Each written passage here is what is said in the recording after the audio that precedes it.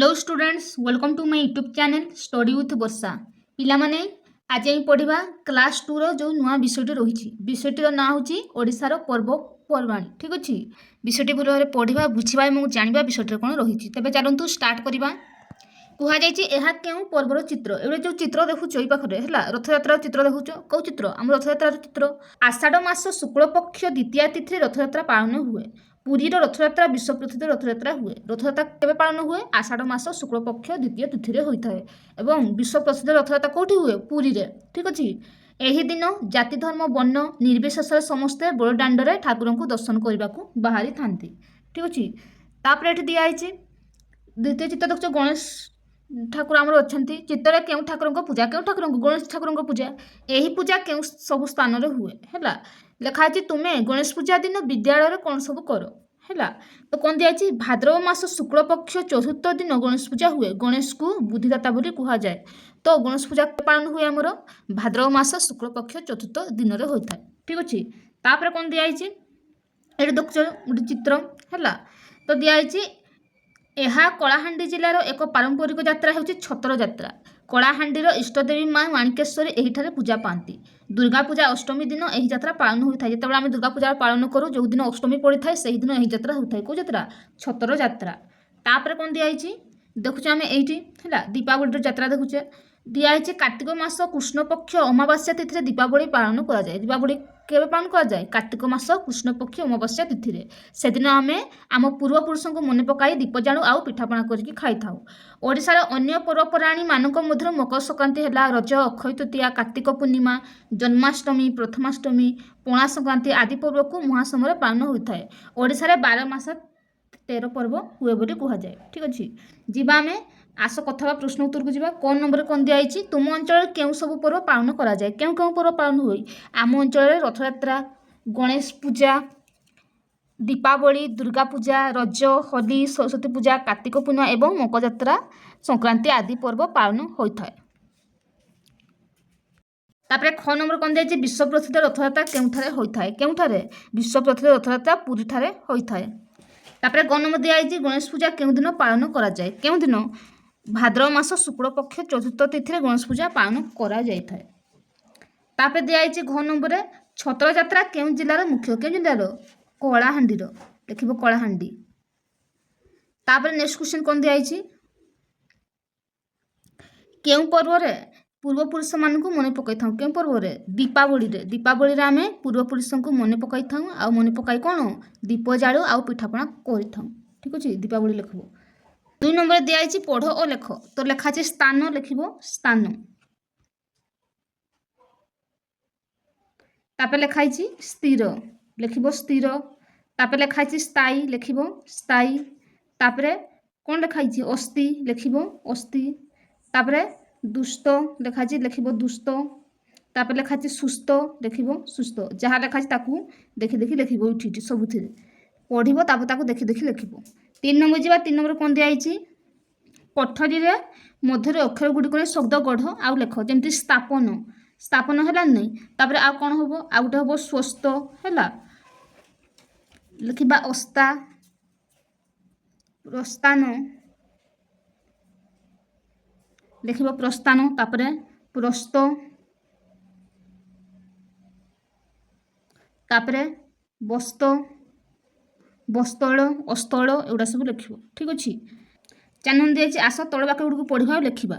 ठीक अच्छे दिखाई सुदेशा विष्णुपुर जाइए कौन होगा? सुदेशना विष्णुपुर जाइए तो देखी देखी ही लिख। तापर कृष्ण पक्ष शुक्ल पंच पक्ष आसे एगुड़ा सब देखी देखी लिख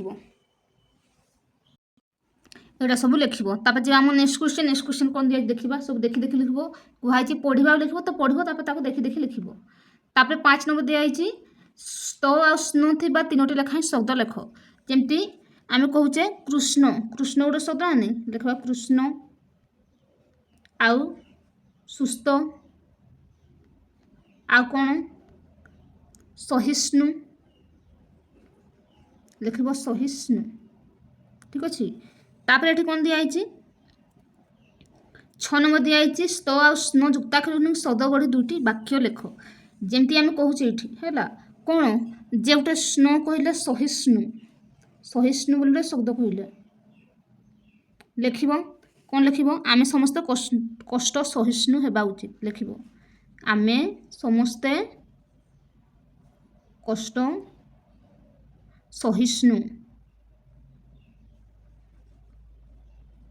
ସହିଷ୍ଣୁ ହେବା ଉଚିତ ହେଲା। ତାପରେ ଦିଆଯାଇଛି ସ୍ତ ଦିଆଯାଇଛି ସ୍ତରେ କ'ଣ ଲେଖିବ ଯେ ସୁସ୍ଥ ଲେଖିବ ସୁସ୍ଥ ସବୁବେଳେ ସୁସ୍ଥ ରହିବା ଲେଖିବ।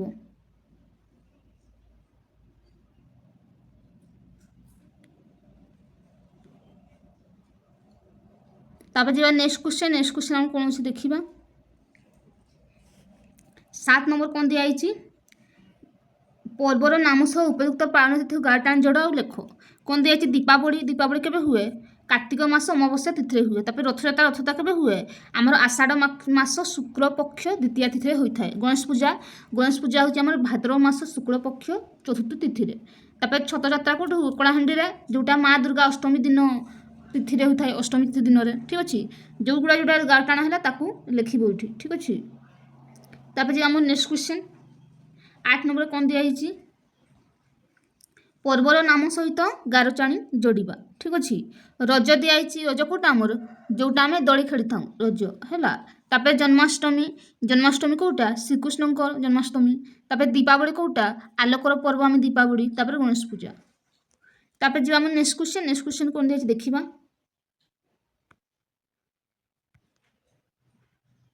କ'ଣ ଦିଆଯାଇଛି 9 ନମ୍ବର ପାଠଟିକୁ ପଢ଼ି ଉତ୍ତର ଲେଖ। କାହାକୁ ବୁଦ୍ଧଦାତା ବୋଲି ଠାକୁର କୁହନ୍ତି କାହାକୁ ପ୍ରଭୁ ଗଣେଶଙ୍କୁ ଲେଖିବ ପ୍ରଭୁ ଗଣେଶ। ତାପରେ 9 ନମ୍ବର ଦିଆଯାଇଛି ଦୀପାବଳି ଦିନ ତୁମେ କ'ଣ କରୁ ଦୀପାବଳି ଦିନ ଆମେ ଘରେ ଦୀପ ଜାଳୁ ନୂଆ ପୋଷାକ ପିନ୍ଧୁ ସଜବାଜ କରୁ ବାଣ ଫୁଟାଉ ପୂର୍ବପୁରୁଷଙ୍କୁ ମନେ ପକାଇ ଦୀପ ଜାଳି କାଉଁରିଆ କାଠି ଜାଳିଥାଉ ଠିକ୍ ଅଛି। ଏଠି ତାହା ଲେଖିବ। ତାପରେ 10 ନମ୍ବର କ'ଣ ଦିଆଯାଇଛି ରଜ ପର୍ବରେ ଝିଅମାନେ କ'ଣ କରନ୍ତି ରଜ ପର୍ବରେ ଝିଅମାନେ ନୂଆ ପୋଷାକ ପିନ୍ଧନ୍ତି ପାଦରେ ଅଳତା ଲଗାଇ ଦୋଳି ଖେଳନ୍ତି ପିଠାପୋଡ଼ା ଖାଆନ୍ତି ଏବଂ ଗୀତ ଗାଆନ୍ତି ଠିକ୍ ଅଛି ଏଠି ଲେଖିବ। ତାପରେ 10 ନମ୍ବର ଦିଆଯାଇଛି ରଥଯାତ୍ରା କେଉଁଠାରେ ହୁଏ କେଉଁ ଠାକୁରଙ୍କ ସେଦିନ ପୂଜା ହୋଇଥାଏ ରଥଯାତ୍ରା ପୁରୀରେ ହୁଏ ଆମର ଠିକ୍ ଅଛି। କେଉଁଠି ପୁରୀରେ କେଉଁ ଠାକୁରଙ୍କୁ ପୂଜା କରାଯାଏ ଆମର ପ୍ରଭୁ ଜଗନ୍ନାଥ ବଳଭଦ୍ର ଏବଂ ସୁଭଦ୍ରାଙ୍କୁ ହେଲା ପୂଜା କରାଯାଇଥାଏ। ତାପରେ ଦିଆଯାଇଛି 9 ନମ୍ବର ଗଣେଶ ପୂଜା ପୂର୍ବ ଦିନ ତୁମେ କ'ଣ କର ଗଣେଶ ପୂଜା ପୂର୍ବ ଦିନ ଆମେ ବିଦ୍ୟାଳୟ ଆଉ ପୂଜା ମଣ୍ଡପକୁ ସଫାସୁତୁରା କରି ଫୁଲ ତୋରଣ ଆଉ କାଗଜ ଫୁଲରେ ସଜାଇଥାଉ ଠିକ୍ ଅଛି। ତାପରେ କ'ଣ ଦିଆଯାଇଛି ନେକ୍ସଟ କ୍ୱେଶ୍ଚନ ଯିବା। 10 ନମ୍ବର ଦିଆଯାଇଛି ଚିତ୍ର ଦେଖ ବାଦ୍ୟଯନ୍ତ୍ର ଗୁଡ଼ିକର ନାମ ଖାଲି କୋଠରୀରେ ଲେଖ। ଏଇ ଯେଉଁ ଚିତ୍ର ଦେଖୁଛ ୟାକୁ କ'ଣ କୁହାଯାଏ ଢୋଲ କୁହାଯାଏ ତ ଲେଖିବ ଢୋଲ। ତାପରେ ଯେଉଁ ଚିତ୍ର ଦେଖୁଛ ତାକୁ କ'ଣ କୁହାଯାଏ ତୁରୀ ବା ମୁହୁରୀ ବୋଲି କୁହାଯାଏ ତବଲା କହିଥାଉ ଠିକ୍ ଅଛି। ଏଇ ଥିଲା ପିଲାମାନେ ଆଜିର ବିଷୟ। ନେକ୍ସଟ ଭିଡ଼ିଓରେ ମୁଁ ନେକ୍ସଟ ବିଷୟଟି ନେଇ ଆସିବି ପିଲାମାନେ। ଭିଡ଼ିଓଟି ଭଲ ଲାଗିଥିଲେ ନିଶ୍ଚୟ ଲାଇକ୍ ସେୟାର ସବସ୍କ୍ରାଇବ୍ କରିନେବେ। ରହୁଛି ଜୟ ଜଗନ୍ନାଥ।